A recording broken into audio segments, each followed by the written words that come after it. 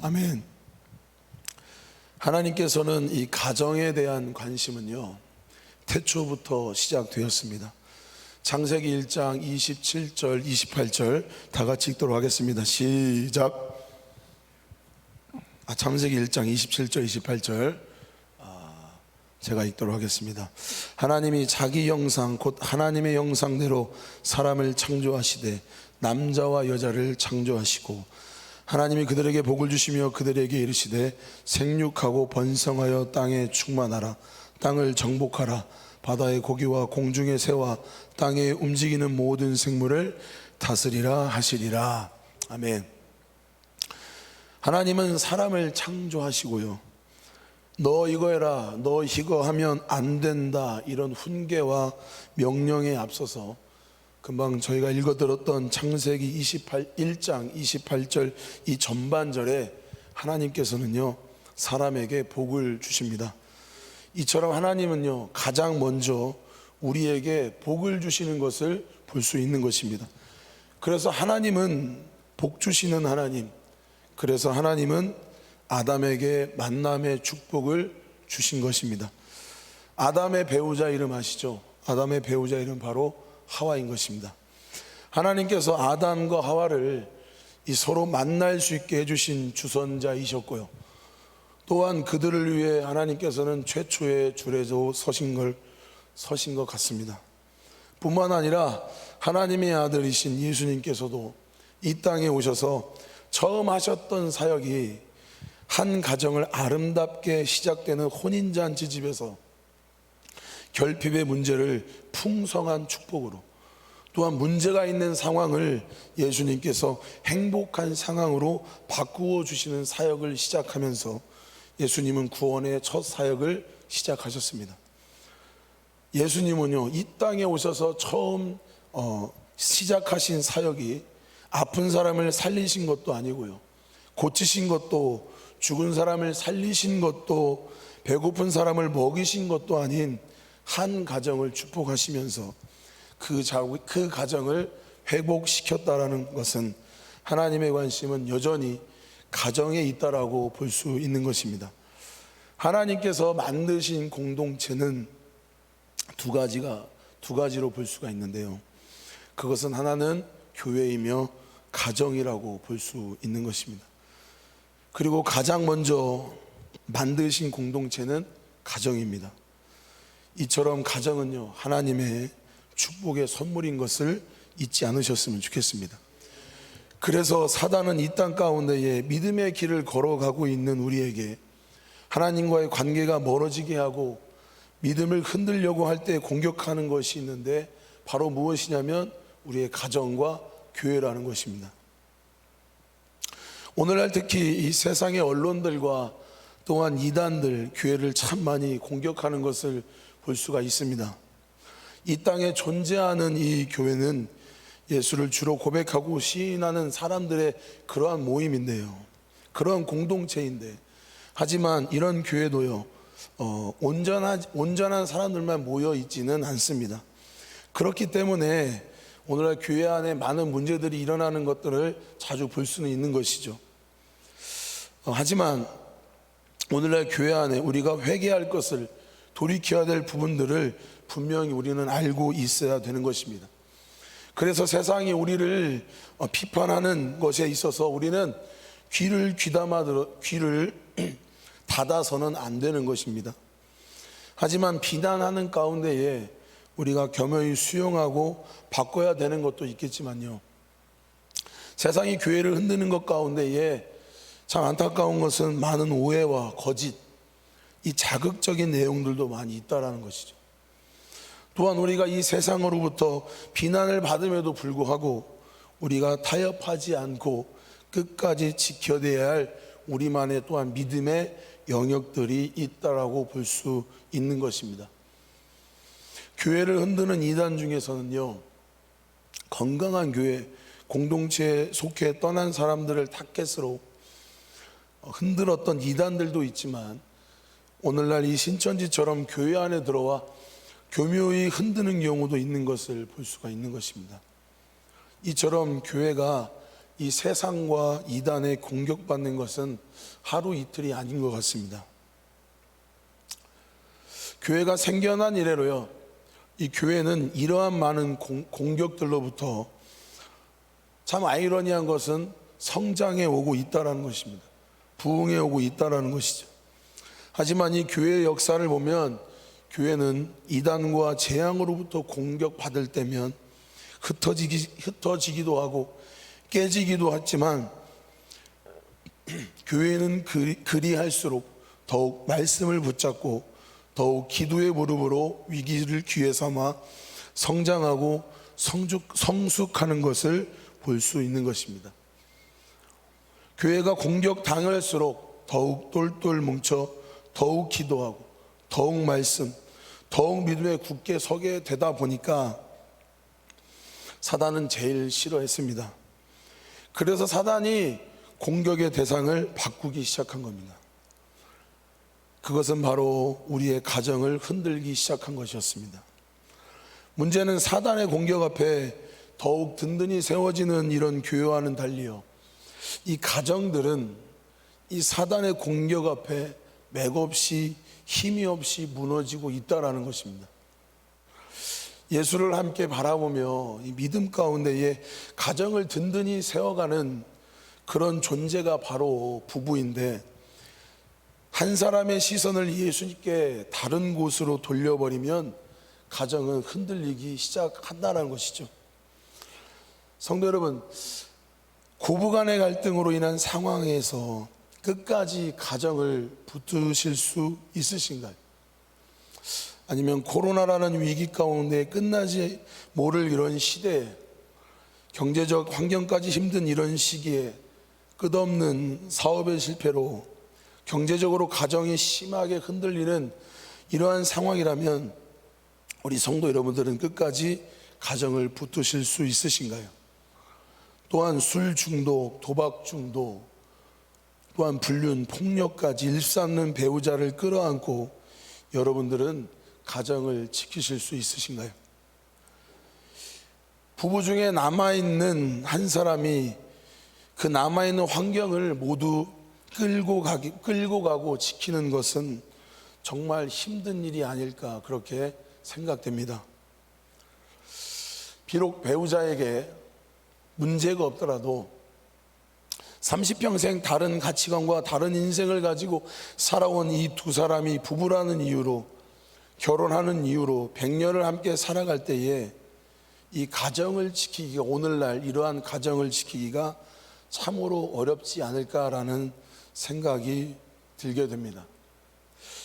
그런데요, 이 사탄은 어지간한 공격에 아무리 흔들어도 흔들리지 않는 부부에게 또한 무기를 쓰고 있는데, 어떠한 무기를 쓰냐면, 가정을 흔들 가장 결정적인 무기가 무엇이냐면 바로 자녀인 것입니다.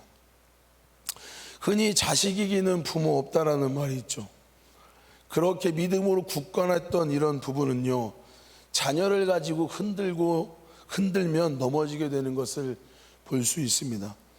특히 자녀가 요즘 하나 둘 낳고 가르치는 요즘 이런 시기에서 자녀가 아니라 자녀는 곧 나의 자존심이고 나의 자신이 되는 시대에 우리는 살고 있는 것 같습니다.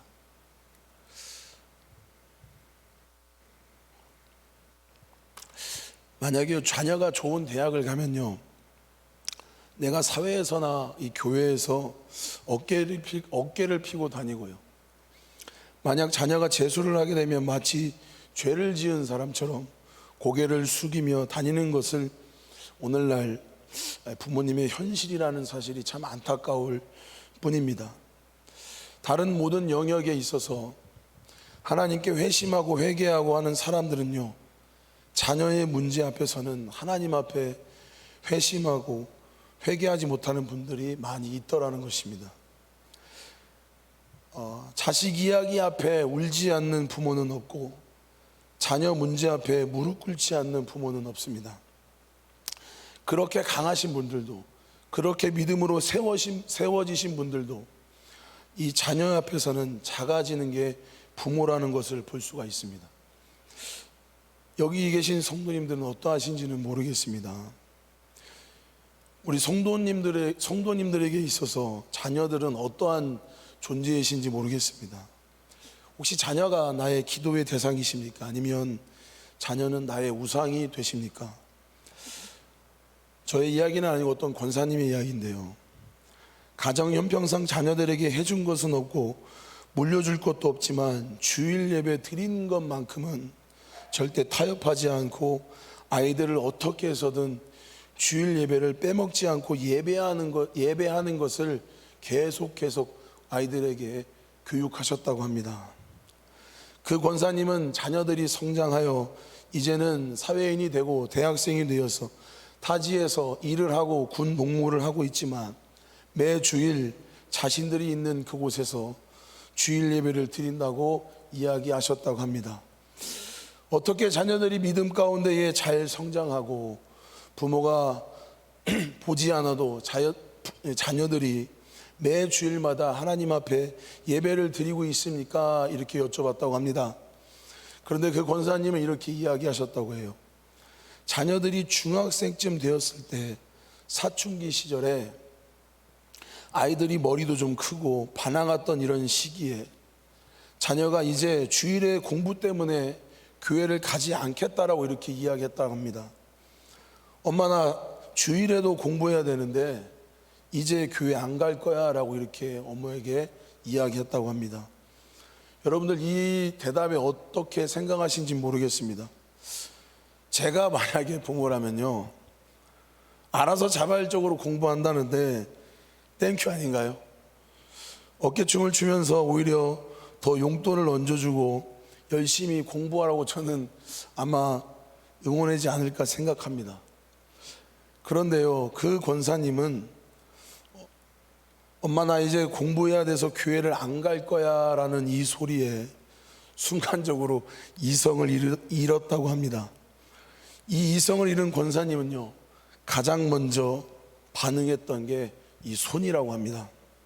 그래서 그 아이의 머리를 붙잡고 흔들면서 이렇게 이야기했다고 합니다. 나는 공부를 안 해도 좋으니까, 훌륭한 사람이 안 돼도 좋으니까 나는 주일에 하나님께 예배 드리는 것만큼은 포기하지 않았으면 좋겠다. 어찌나 이 권사님께서 자녀의 머리를 세게 흔드셨는지 이야기하셨는지 그 자녀가 두 번 다시는 엄마 나 교회에 빠지지 않을 거야 라고 이렇게 이야기했다라고 합니다. 그리고 그 자녀가 사회인이 되고 부모가 보지 않는 또 자기가 있는 그 자리에 주일마다 하나님을 예배하는 아름다운 청년이 되어 지금 신앙생활을 하고 있다고 합니다. 여러분들 이 이야기를 들으시면서 어떠한 생각이 들으셨는지 모르겠습니다. 자녀의 앞치를 질문 하나 드릴게요. 혹시 성도 여러분들은 자녀의 앞길을 망치는 부모이신가요?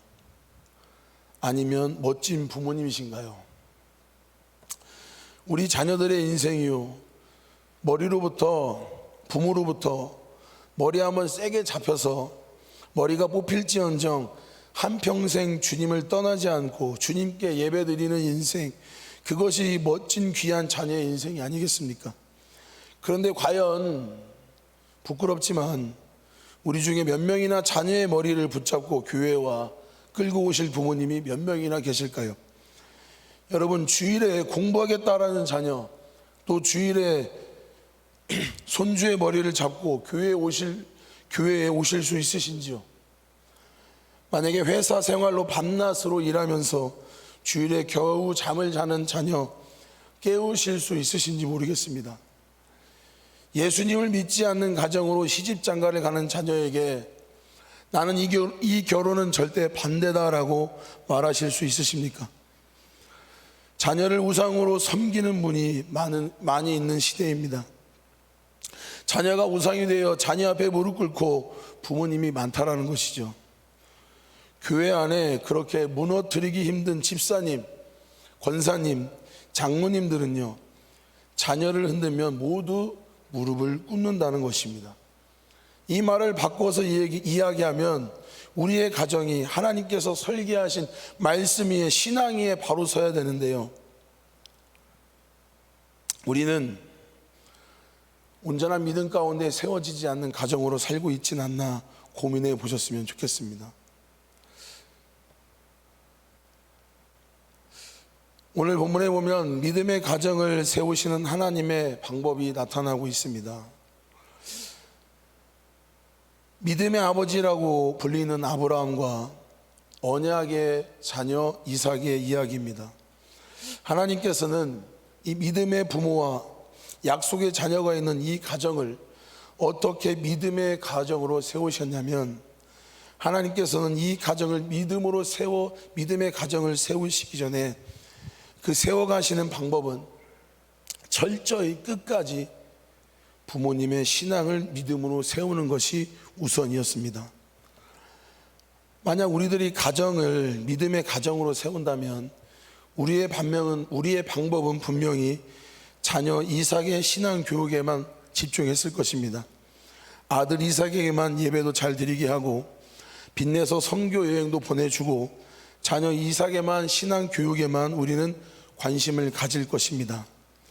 자녀의 신앙의 깊이가 믿음의 가정의 기준이다 말하며 자녀의 신앙 교육에만 아마 집중할 것입니다. 그런데요, 하나님은 이 가정을 믿음의 가정으로 세우시는 하나님의 방법은요, 이삭 곧 자녀의 신앙의 교육이 아닙니다.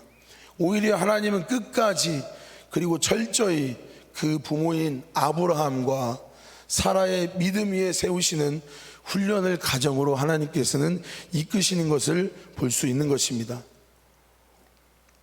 여러분, 아브라함은 75세의 부르심을 받고 언약의 아들을 약속받았습니다.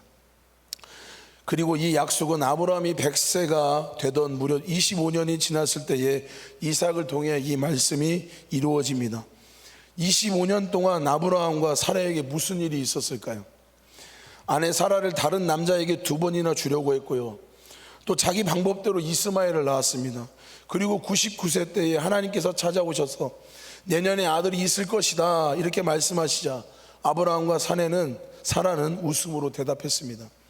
25년 동안 하나님은 이들에게 너희가 자녀를 낳으면 이렇게 교육해라, 자녀의 교육법을 가르침이 아니십니다.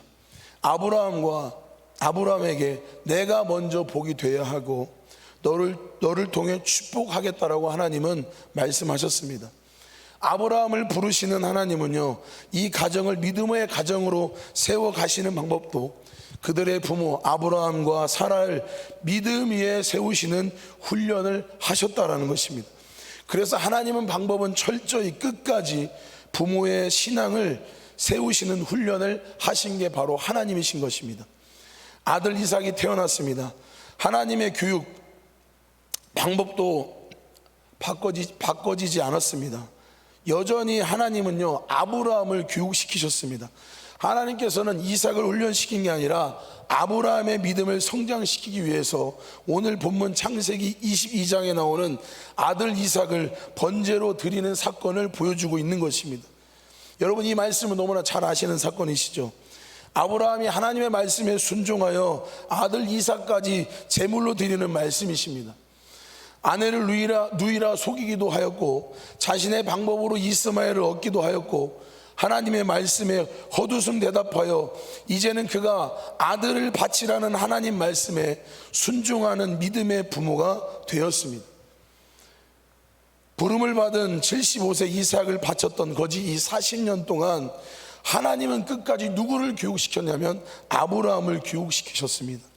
아브라함을 신앙 교육을 시키셨다 이 말입니다.